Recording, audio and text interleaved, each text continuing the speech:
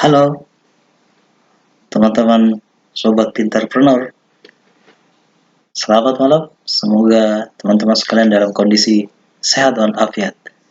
Baik, hari ini kita bertemu lagi, saya Arif sebagai pemangku dari channel ini, yaitu Pintarpreneur. Cara belajar untuk pintar dalam menginvestasikan diri agar supaya bisa menjadi entrepreneur yang cerdas di dalam mengelola usaha. Sebagaimana seperti biasanya, kita akan mendiskusikan terkait dengan tips-tips atau cara atau bagaimana kita dalam mengelola bisnis, baik itu keuangan, manajemen, mindset, dan lain sebagainya. Semuanya terkait dengan bagaimana nantinya kita mengelola bisnis kita, mengelola usaha kita secara pintar, secara cerdas. Oke, teman-teman, langsung saja kali ini kita akan mengulas terkait dengan salah satu analisa yang digunakan untuk melakukan investasi. Sebagaimana kita paham semua bahwa menganalisa investasi itu ada beberapa cara. Tapi yang paling familiar, yang paling dikenal oleh semua masyarakat itu ada dua jenis yang paling utama. Yang pertama adalah analisa yang sifatnya technical, yaitu analisa yang mengandalkan data historis yang ada, kemudian mengetahui untuk memproyeksikan trennya ke depan seperti apa. Jadi ada namanya lead indicator, ada lead indicator. Nah, itu yang digunakan ketika kita melakukan technical. Jadi dengan jangka waktu yang sangat pendek, kita bisa melakukan analisa seperti apa pergerakan ke depan berdasar historis yang ada. Tidak sangat detail terkait dengan seperti apa kemampuan usaha. Nah, di yang kedua, ada yang namanya analisa fundamental. Di analisa fundamental, ya, kita akan membahas lebih detail mengenai apa sih analisa fundamental itu sendiri di dalam melakukan investasi. Nah, sebelum kita masuk ke analisa fundamental, yuk teman-teman, jika channel ini nantinya bermanfaat, silakan di-like dan di-share supaya bisa bermanfaat kepada orang lain, karena ini adalah bagian dari kebaikan yang kita sebarkan kepada yang lainnya. Kemudian, kalau misalnya mau mendapatkan informasi terkait dengan semua postingan yang ada di channel ini, semua tips-tips terkait bagaimana cara kita mengelola mindset, kemudian mengelola kemampuan, kemudian bagaimana menjalankannya, tools apa yang kita gunakan, maka di channel ini kita akan mengupdate setiap saat. Olehnya jangan lupa di subscribe atau kita melakukan lonceng gitu ya, klik lonceng yang ada. Baik teman-teman sekalian, inilah channel kita, channel untuk berusaha pintar secara santai agar pintar menjadi entrepreneur nantinya. Oke, kita langsung saja teman-teman masuk ke apa pembahasan kita hari ini, yaitu analisa fundamental. Analisa fundamental itu sendiri adalah pendekatan yang dilakukan, ya, pendekatan yang dilakukan di dalam melihat sebuah ekosistem secara keseluruhan. Jadi ekosistem secara keseluruhan, ya, ekosistem bisnis ini ya, ekosistem secara keseluruhan, dan aspek keuangan. Aspek keuangan yang digunakan untuk menganalisa jangka panjang saham maupun surat berharga dengan mempertimbangkan faktor makroekonomi maupun faktor mikro atau yang ada di dalam perusahaan itu sendiri. Gitu teman-teman. Jadi pendekatan yang akan kita lakukan ini lebih luas. Nah, pendekatannya tidak sebatas melihat apa grafik yang terjadi, seperti apa pergerakan dari waktu ke waktu saham itu sendiri, tapi kita melihat dengan range waktu yang lebih panjang. Entah 1 tahun, 2 tahun, ada yang 5 tahun, ada bahkan yang sampai 10 tahun. Dan pertimbangannya bukan menggunakan sentimen-sentimen atau rumor atau berita yang ada ataupun tren yang terjadi saat itu, tapi lebih mengutamakan ke bagaimana makroekonomi maupun kondisi intrinsik kekuatan yang dimiliki oleh perusahaan tersebut. Sehingga kita bisa lebih detail lagi menganalisa mengenai apa analisa fundamental itu. Ya. Selanjutnya kita masuk ke analisa fundamental.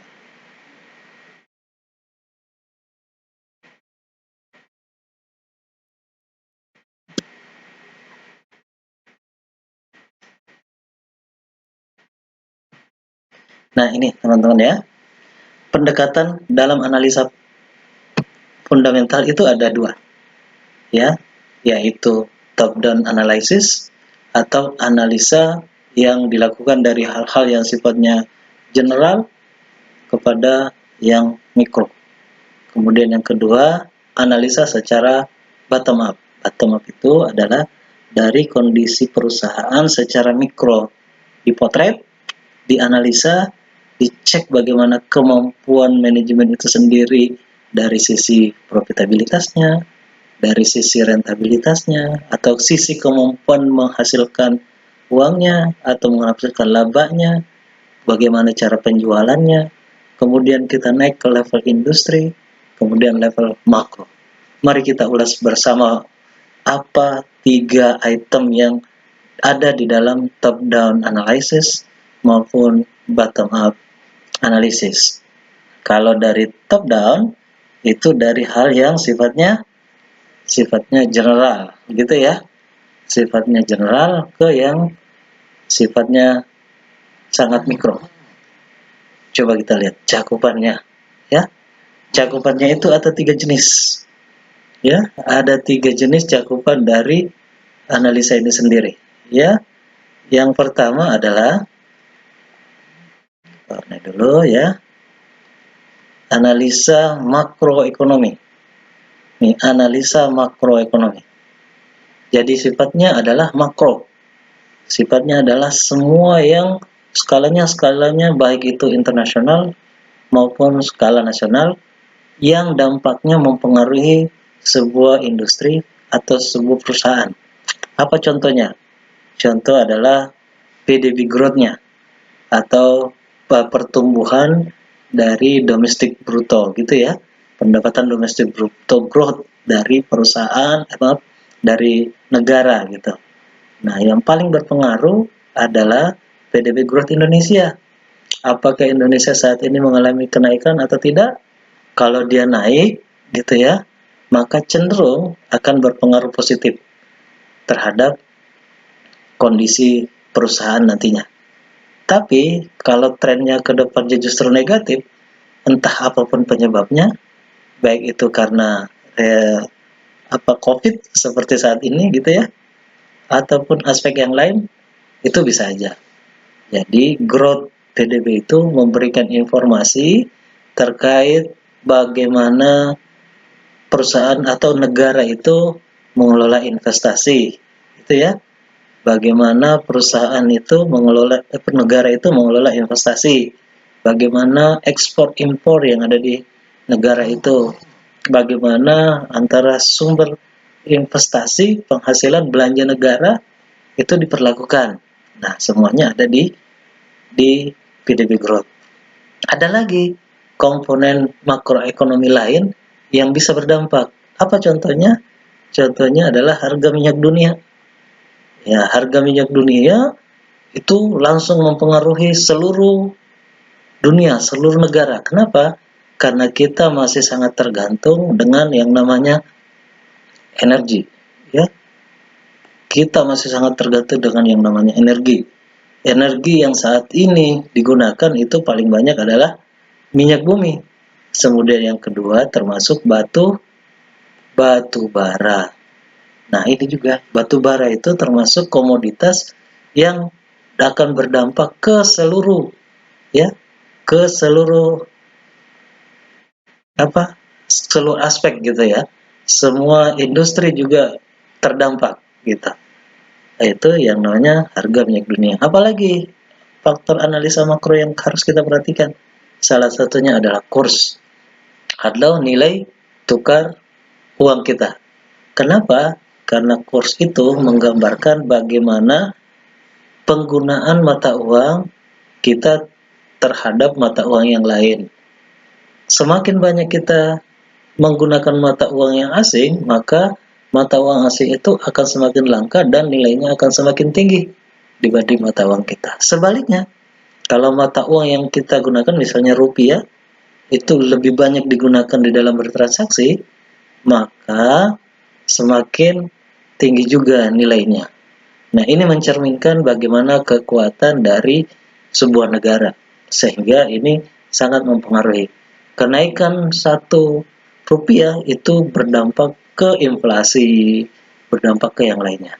Sehingga analisa makroekonomi salah satunya adalah mempertimbangkan nilai kurs. Apalagi yang lain adalah politik. Sebagaimana kita tahu, kalau terjadi chaos di suatu negara, itu otomatis secara makroekonominya berpengaruh, ujung-ujungnya ke PDB growth-nya ini. PDB growth-nya juga akan mengalami penurunan. Kenapa? Karena ya semua hal-hal yang sifatnya meningkatkan pendapatan itu tidak ada lagi. Karena terjadi politik yang kacau dan lain sebagainya. Bahkan mendekati perang. Kalau perang terjadi apalagi. Dan salah satu yang bisa menjadi indikator juga dalam makroekonomi adalah neraca perdagangan kita, baik itu ekspor maupun impor. Semakin banyak ekspor yang kita gunakan, maka kita akan semakin surplus, menandakan bahwa industri di dalam negeri itu bergerak bagus. Sedangkan kalau impor itu semakin tinggi, artinya kita sangat konsumtif. Entah itu digunakan untuk keperluan industri lagi, karena yang diimpor adalah bahan baku untuk industri, ataupun peralatan-peralatan yang sifatnya konsumtif. Yang jelas, analisa makroekonomi ini mempertimbangkan seluruh aspek-aspek ini, dan mungkin banyak aspek-aspek lain lagi yang secara makro bisa mempengaruhi kondisi perekonomian di sebuah negara.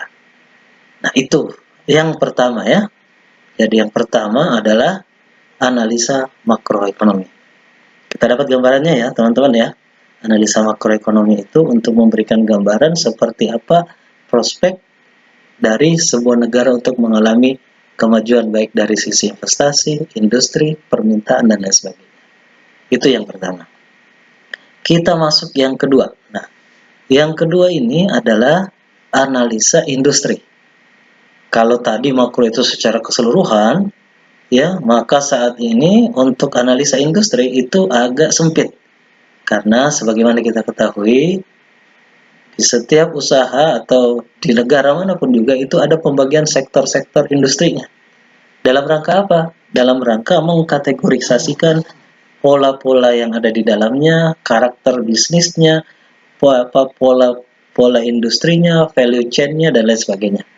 Jadi mengkategorisasikan jenis usaha yang sama ke dalam satu jenis kategori yang biasa disebut dengan samanya industrinya. Gitu. Nah, industri ini memotret hal yang lebih kecil dibanding makroekonomi tadi. Kalau makroekonomi itu adalah hal-hal yang sifatnya global yang mencerminkan kondisi negara secara keseluruhan, maka industri ini sudah spesifik masuk ke jenis-jenis atau kategori dari usaha yang ada. Misalnya saja, kalau di Indonesia ada beberapa jenis pembagian, misalnya ada 9 sektor industri, ya. Ada misalnya satu pertambangan, gitu ya. Yang kedua ada transportasi, ada pertanian dan peternakan, ada jasa-jasa sewa, properti, ada energi dan listrik. Nah, seperti itu. Memotret industri-industri itu. Apa yang dipotret di dalam analisa industri? Yang dipotret adalah ini nih. Bagaimana supply-nya, ya. Bagaimana pola permintaannya. Ya, permintaan dari industri itu. Bagaimana demand-nya, bagaimana kebutuhan. Jadi supply itu bagaimana industri itu memenuhi kebutuhan dari konsumen atau masyarakat. Misalnya energi, Energi itu terkait dengan minyak bumi misalnya. Nah, seberapa kuat industri atau pelaku-pelaku yang ada di perusahaan itu untuk memenuhi permintaan bahan bakar minyak dengan adanya pertumbuhan pembelian mobil misalnya. Nah, itu tuh dianalisa. Oh, ternyata ke depan akan ada pertumbuhan supply nih. Karena saat ini orang-orang cenderung untuk membeli mobil. Apalagi mobilnya mobil-mobil yang masih berbahan baku minyak gitu. Nah, bagaimana dengan industri otomotif? Oh, ternyata industri otomotif itu akan mengalami peningkatan. Kenapa? Karena banyak inovasi baru, termasuk inovasi untuk mobil listrik. Nah, itu menjanjikan prospek yang sangat bagus di industri otomotif. Itu salah satu contoh gambaran ya, bagaimana supply itu terbentuk dan bagaimana demand dari masyarakat terhadap suatu industri. Itu yang pertama. Yang kedua, ada yang namanya market share. Nah, market share di analisa industri itu terkait dengan seberapa banyak sih dibutuhkan oleh masyarakat dan seberapa banyak kita mampu memenuhi kebutuhan masyarakat itu. Ini sudah anggaplah kue gitu ya. Kuenya isinya 100 nih. Penduduk masyarakat di kita itu ada 500 juta misalnya. Atau di Indonesia 250 lah ya. 250 juta itu berapa persen dari 250 juta itu yang mau berusaha di bidang pertanian misalnya. Nah, itu di situ tuh. Market share itu terkait dengan seberapa banyak industri itu akan melayani masyarakat. Berapa jumlah masyarakat yang terlayani dengan kondisi yang ada saat ini. Nah, contohnya kalau misalnya market share-nya 100%, itu artinya dia monopolistik. Ya, di industri itu dia monopoli. Gitu. Apalagi kalau perusahaan itu tidak memiliki tidak ada perusahaan lain yang memiliki produk yang sejenis dan tidak bisa tergantikan gitu ya. Contohnya ini adalah listrik. Di Indonesia listrik itu masih semuanya dipenuhi oleh PLN misalnya. Maka market share PLN di industri kelistrikan itu bisa dikatakan masih 100%. Itu kelistrikannya. Meskipun untuk industri pembangkit listriknya itu sudah mulai banyak. Nah, itu yang terkait dengan market share. Jadi, semakin besar market share yang dikuasai, itu artinya semakin kuat perusahaan itu dari sisi fundamentalnya. Apalagi yang kita lihat di analisa industri adalah persaingan usaha. Di persaingan usaha ini kita akan tahu nih kekuatan kita dibanding pesaing-pesaing seperti apa. Apa kelebihan usaha kita dibanding yang lain. Kemudian supply chain-nya. Supply chain industri itu memotret seperti apa sih proses produksi yang ada di mata rantai industri itu. Mulai dari bahan bakunya sampai ke bagaimana mendeliver ke konsumen. Itu yang namanya supply chain-nya. Jadi kita memotret siapa yang memproduksi, kemudian dipasarkan ke distributor prinsipal, kemudian ke distributor besar, kemudian ke distributor kecil, kemudian ke pengecer, sampai ke diperjualbelikan secara retail. Itu supply chain yang kita bisa potret dengan untuk melakukan analisa. Keperluannya apa melakukan analisa industri ini? Keperluannya adalah untuk mengetahui perusahaan-perusahaan itu akan bergerak trennya bagus atau tidak karena kondisi eksternalnya dalam hal ini industrinya itu bagus atau tidak. Karena kadang PDB kita naik tapi bukan disebabkan karena industri ini. Contoh sederhana adalah pada saat COVID. Pada saat COVID bisa dikatakan kondisi makroekonomi growth PDB kita negatif. Tetapi dari analisa industri ternyata industri pertanian itu masih sangat bagus. Dia bahkan tumbuh. Trennya membaik dibanding dengan industri lain. Sehingga kalau seorang yang melakukan investasi, pasti dia berpikir, oke, kalau begitu salah satu industri yang saya yang bisa menjadi insight buat saya dalam berinvestasi nanti adalah di industri pertanian. Karena saat ini growth-nya masih bagus. Kedepannya, oh masih bagus juga. Kenapa? Karena kebutuhan pertanian itu terkait dengan konsumsi, terkait dengan makanan, dan itu masih dibutuhkan ke depannya, sehingga industri-industri yang terkait dengan pertanian, industri-industri yang terkait dengan konsumsi, itu masih layak untuk kita pertimbangkan untuk diinvestasi. Itu teman-teman ya. Jadi sudah ada dua jenis nih ya.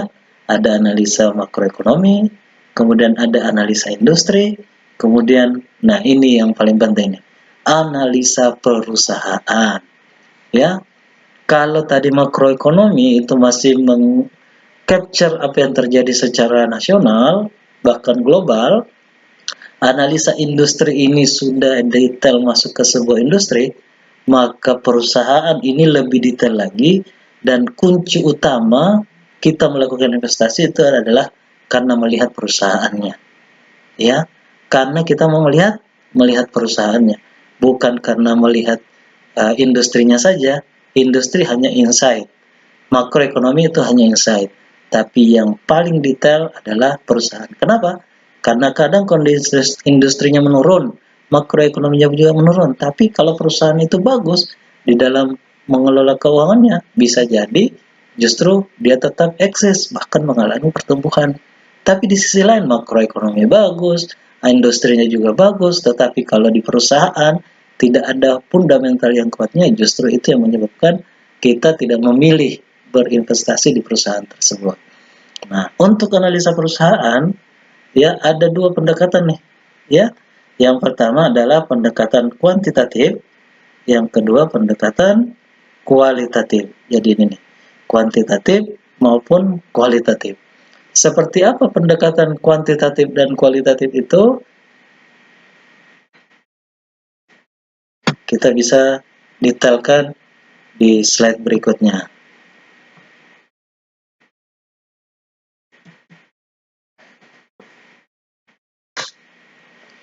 Karena ini pendekatan yang kita gunakan ya.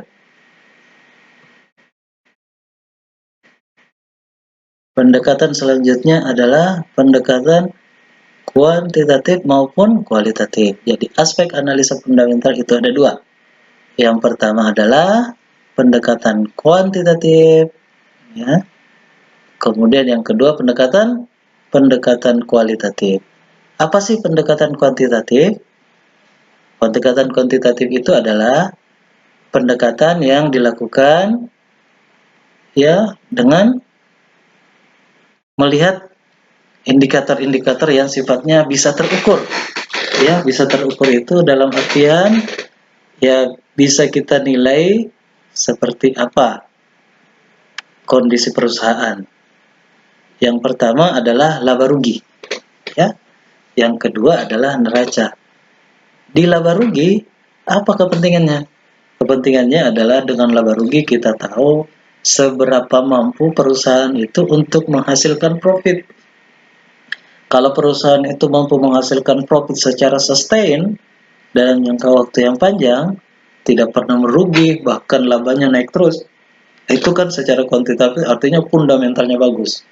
Karena ada juga perusahaan yang 1-2 tahun bagus, setelah itu turun gitu. Nah, saat ini adalah waktu yang paling bagus untuk kita melihat seperti apa kekuatan fundamental. Kondisi krisis itu menjadi sebuah sebuah momen gitu ya untuk bisa melihat seberapa kuat perusahaan itu secara fundamental. Kelihatan dari laba ruginya. Kalau laba ruginya mengalami penurunan yang sangat drastis, artinya secara fundamentalnya itu nggak terlalu kuat. Tetapi justru kalau labanya naik terus, maka kelihatan bahwa di saat krisis pun dia mengalami peningkatan laba, apalagi kalau dalam kondisi normal. Yang kedua, dari sisi kuantitatif adalah neraca. Laba rugi dan neraca itu seperti koin gitu ya, dua sisi mata uang yang saling melengkapi. Ya, kalau laba rugi memotret bagaimana kinerjanya selama periode tertentu, kalau neraca itu sudah menggambarkan seperti apa aset-asetnya dikelola. baik itu aset lancarnya, ya aset tetapnya, kemudian bagaimana mengelola liability, kewajiban-kewajiban, bagaimana mengelola modal, dan seperti apa pertumbuhan modalnya. Nah, di neraca kita juga akan mengetahui seperti apa kekuatan modal dari perusahaan itu, seperti apa pertumbuhannya. Kalau misalnya ada labanya, itu diinvestasikan lagi kah menjadi modal atau justru ditarik atau seperti apa? Perilaku dari manajemen perusahaan itu sangat tercermin dari laba rugi dan neracanya. Nah, nanti di kesempatan yang lain kita akan lebih detail lagi mengulas item-item apa di laba rugi yang bisa menjadi indikator kita. Semakin juga di neraca. Nah, ada lagi satu nih, yaitu di cash flow. Proyeksi cash flow ini termasuk cash flow analisis gitu ya. Yaitu bagaimana cash itu digunakan. Cash itu apakah digunakan investasi, cash itu digunakan untuk pembayaran kah, atau cash itu digunakan untuk aset jangka panjang atau jangka menengah. Di proyeksi ini kita ketahui, ya di cash flow ini kita ketahui kecenderungannya seperti apa manajemennya di dalam mengelola cash flow. Termasuk juga nanti akan mencerminkan seberapa besar cash flow itu akan dikembalikan kepada investor. Ini. Jadi item ini adalah semua yang kuantitatif yang bisa kita ukur. Nanti di kesempatan lainnya kita akan lebih detail, misalnya seperti apa solvabilitasnya, seperti apa rentabilitasnya, seperti apa likuiditasnya, itu sangat menentukan kita akan mengambil aset ini sebagai investasi atau tidak.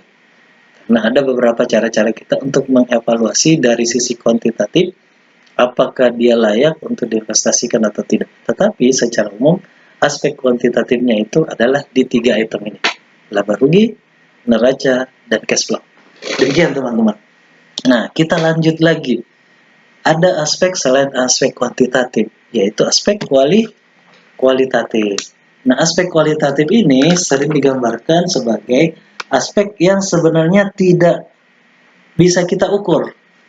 Orang biasa mengistilahkan dengan istilah yang lain untuk kualitatif ini biasanya disebut dengan istilah intangible,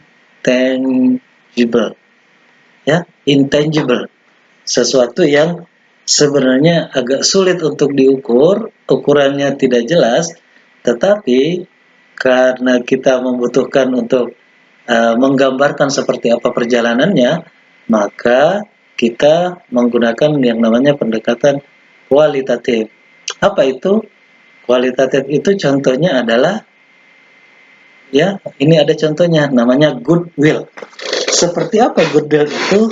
Goodwill itu adalah sesuatu yang intangible, yang tidak bisa diukur, tetapi bisa menggambarkan bahwa, oh, perusahaan ini sudah bertumbuh.